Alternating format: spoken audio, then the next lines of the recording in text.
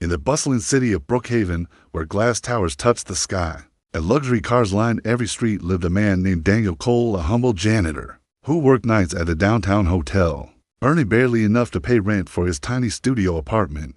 But despite his struggles, Daniel had a soft heart, one that believed kindness mattered more than money. On a freezing December evening, while walking home after his shift, he noticed a woman standing beside a broken-down black Bentley on a quiet road. Shivering in the cold, she wore an expensive coat, diamond earrings, and carried the aura of someone who lived a life far removed from hardship. Yet tonight she looked terrified and helpless. When Daniel approached politely and asked if she needed help, she answered in a shaky voice that her phone was dead, her car had stopped, and no taxi would come this far at night. Daniel, despite having only a few dollars left for the week, offered to walk with her to the nearest gas station, 3 miles away, because he couldn't bear leaving anyone alone on such a cold night. The woman introduced herself as Evelyn Hart, a successful tech CEO known across the state. But Daniel didn't react. He treated her like any other person, with respect rather than admiration, something Evelyn wasn't used to. As they walked through dark sidewalks and icy wind, Daniel gave her his own jacket even though he had only a thin hoodie left. And though she tried to decline, he insisted, gently saying, "Money can't warm you, a jacket can." She was stunned. Nobody had spoken to her like that in years. When they reached the gas station, Daniel paid for the filled can with the last money he had. Even though Evelyn protested, he smiled and said, "If I don't help today, then what's the meaning of my struggles?"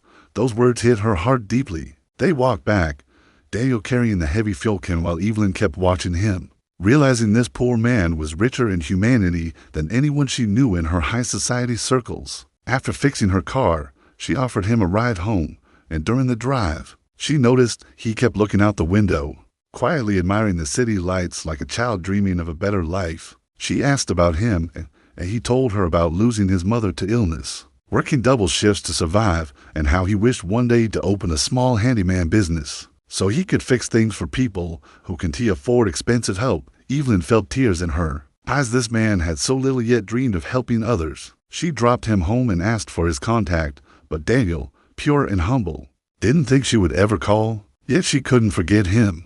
The next week, Evelyn returned to the hotel where Daniel worked, watching him quietly as he cleaned the lobby, still wearing the same worn-out shoes and tired smile. She approached him, thanked him again, and asked if he would come with her to her office. Confused but polite, Daniel agreed. When they entered her company headquarters, giant screens, modern design, hundreds of employees, Daniel felt out of place. But Evelyn reassured him with a warm smile. She took him to a conference room and slid a file toward him. Inside was a contract, funding for his dream handyman business, complete with tools, a work van, insurance, and a small startup salary for 1 year. Daniel froze, thinking it was a mistake. But Evelyn said with emotion, "You helped me when you had nothing. Let me help you now that I have everything." Tears rolled down Daniel's face.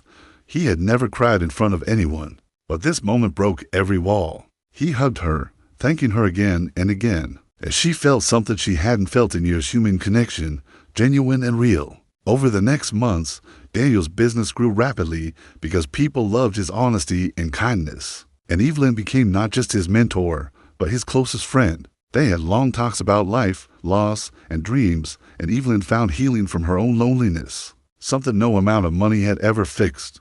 One rainy night, Evelyn, as board members tried to force her out of her own company due to a financial disagreement, and she called Daniel in tears. Without hesitation, he rushed to her office, soaked from the rain, and stood beside her as she fought back, reminding her of her own strength. With his encouragement, she presented her vision and won the board's vote, saving her position. After the meeting, she looked at him with gratitude overflowing from her eyes and whispered, "You didn't just save my car that night.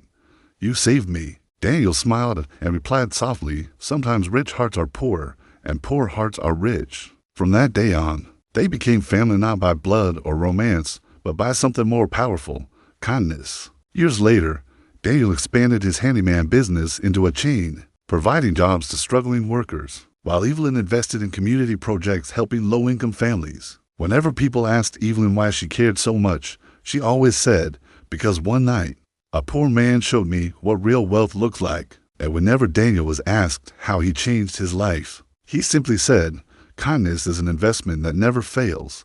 Together, They prove that sometimes the richest people are the ones with the least money, but the greatest hearts.